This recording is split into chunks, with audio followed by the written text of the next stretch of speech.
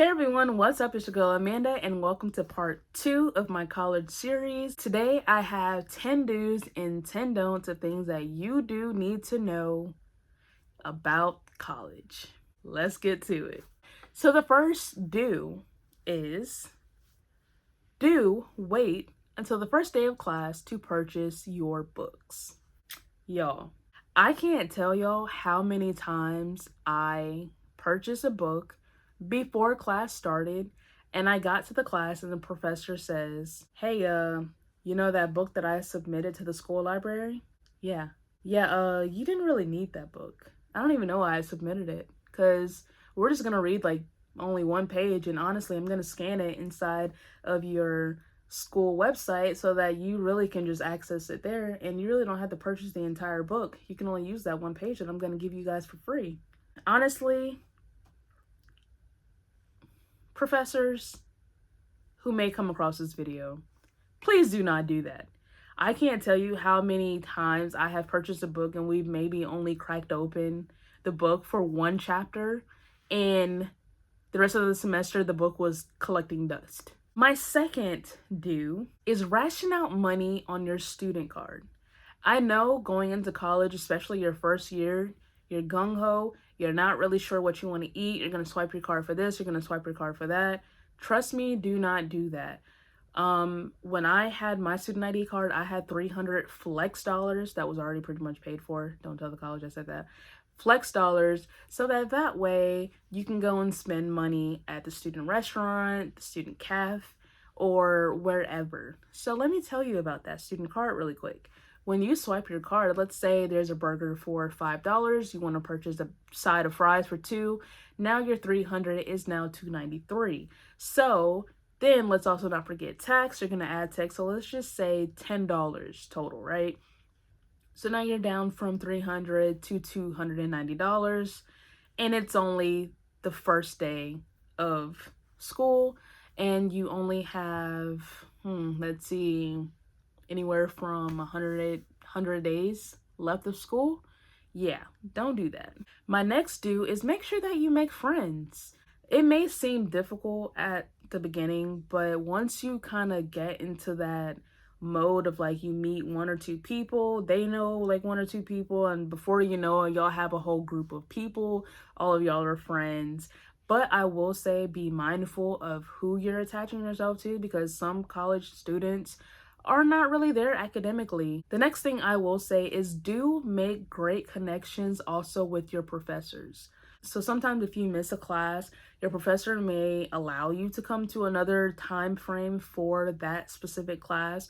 So let's say you have learning strategies, which I don't think they have that in college, but let's just say you have learning strategies Monday, Wednesday, Friday at 8 a.m. But let's say for whatever reason you couldn't get up Monday and you missed Monday's information, because one thing colleges do not do is backtrack on information. They may give you like a synopsis of basically everything that you talked about to kind of just like do a summary to continue on for that class period for that day.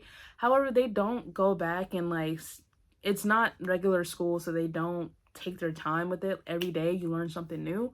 So let's say you have that class at 8 a.m. Maybe the professor will let you come in at the 10:30 class slot, or maybe sometime later that day. Maybe they have an extra room and they'll let you come in. You can still receive that same information. Now, the only downside to that is that you don't get your attendance for that day. However, you still can say that you have that information. So another do is make sure that you go to the cafeteria either as soon as they open for lunch and dinner, or right when classes start. So in college, you have a little free period where the cafeteria opens up and there's like a rush of students who raid the cafeteria, raid the student restaurants on campus, and the lines are a foot long. I would say that I quickly learned that if you either go as soon as they open while everyone's kind of at the tail end of their classes, or you go as soon as the second phase of classes for that day begin, that you will not kind of run into that whole rush hour of students who are trying to get their food and make it back to their classes for that second block of classes. Trust me, there has been times where I was super hungry and getting fresh out of class, thinking that I would power walk to the sub restaurant that was on campus, and I still ended up being like the 10th, 11th person in line. Another do take snacks from the cafeteria. I know it sounds weird, okay? I know it sounds weird, but I mean things like cookies, apples, bananas, anything that you can kind of put in your backpack. Like I said before, if you don't have time to eat a full lunch, having that apple, having that banana, having that bag of chips or that cookie is good to have in your backpack so that you can just kind of reach in, snack on something while you're on the way to your next class, because there's nothing like sitting in a class back to back and you're super hungry and your stomach is literally touching your back. You can't focus. You don't want to be there because all you can think about is food. Like, I have been there, I have done that multiple times where I scheduled back-to-back classes and I'm just like, why did I do this to myself? Because I know good time well I need to eat in between this time frame, but you only have enough time to basically go from that class to the next class. My next do is make sure that you make a grocery list before you go food shopping for your dorm. For those of you who are living on campus in a dormitory, you have to restock your food. It happens because you're eating the food. But make sure that when you go to Walmart, Target, or Publix, that you are having a grocery list in your hand, on your phone, at your hip, so that you can access that list, because there were a few times where I went to Walmart or I went to Publix and I'm just freely going to every aisle.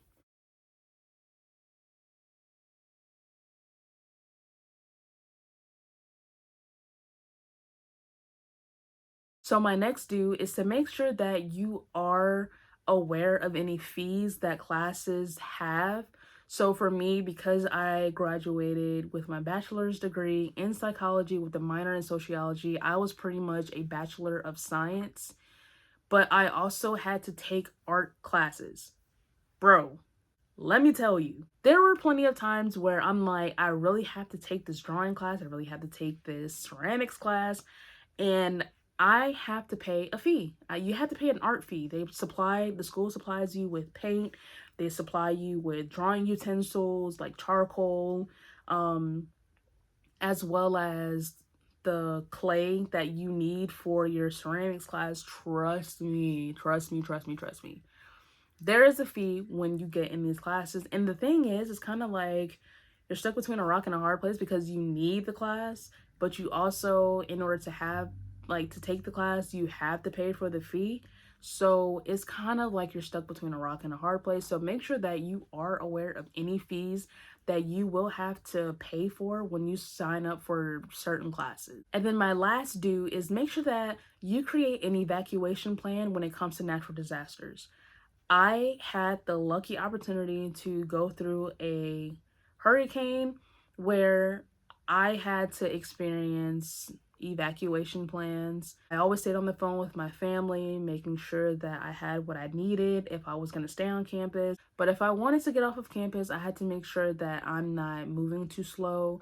If I wanted to go home, I needed to make sure that I'm not moving too slow to the point where I can't leave, but also not moving too fast to where I'm on my way home and the storm is not even coming my way anymore. So that is the end of the video. Don't forget to like, share, comment, and subscribe. Be on the lookout for part 3 of the video, and I will see y'all in the next part.